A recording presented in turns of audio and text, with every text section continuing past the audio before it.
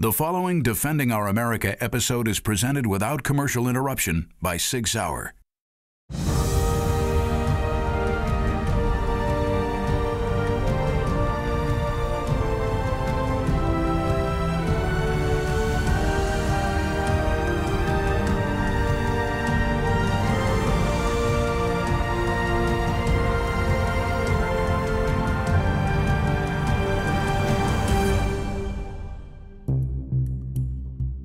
These are nice houses.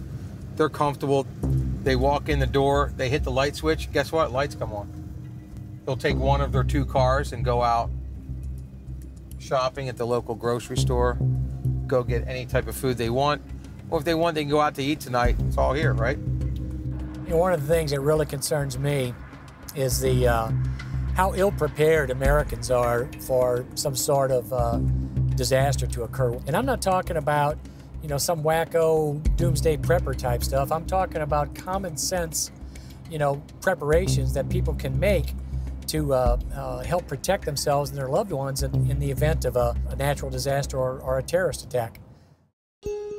I think it's inevitable that things will happen at a local geographic area or on a broader scale that will take us out of our comfort zone. It's going to happen, and it has happened. Hurricane Sandy in New York and New Jersey obviously took people out of their comfort zone. People living in posh places in Manhattan were basically forced to abandon their apartments. My father lives on 41st Street in Manhattan, and he got looters, wealthy looters coming north from the southern part of the island of Manhattan looking for food. They're scrounging through dumpsters, they're trying to break into stores, they're trying to find food. And that's in Manhattan, and that's with a storm.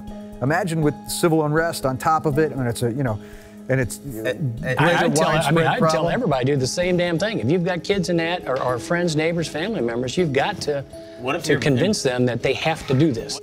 There's simple things that you can do that, that are just common sense. You have several cases of bottled water so that you've got drinkable water. If the power goes out, canned goods, things of that nature that aren't going to spoil. A good first aid kit. Gasoline, for your vehicles and that, have at least a couple of 5-gallon cans safely stored. A battery-operated radio so that you can maybe get some news and find out what's going on. If something like that were to happen with a total breakdown of society, you're going to see cops that aren't going to be able to do their job because everything will collapse around it. There will be no chain of government. There'll be no way to stop that from happening because, like I said before, as much as I love my job and I love doing what I do and I love keeping this spectrum of what America should be, but when shit hits the fan, I'm going with my family. Yep. Yeah, I'm not going to be defending the streets of New Jersey. I'm going to be with my family. You see it in microcosms, right? So you see it during Katrina. Cops are like, look, I got a family. They're gone. 200 cops walk off, right? And I don't expect anything other. I'm like, right on. The authorities, law enforcement, keep the peace, that's it. And it's a hard thing to do in a situation like that. You have to provide for yourself. The people have to provide.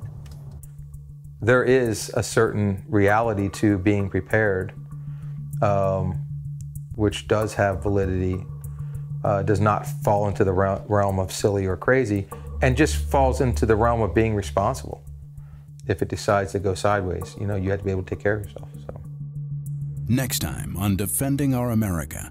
When I was down in Katrina, it was really, it was the one time that I was able to take a situation and show that street gangs that have kind of this paramilitary type rank structure to them, they have the upper hand.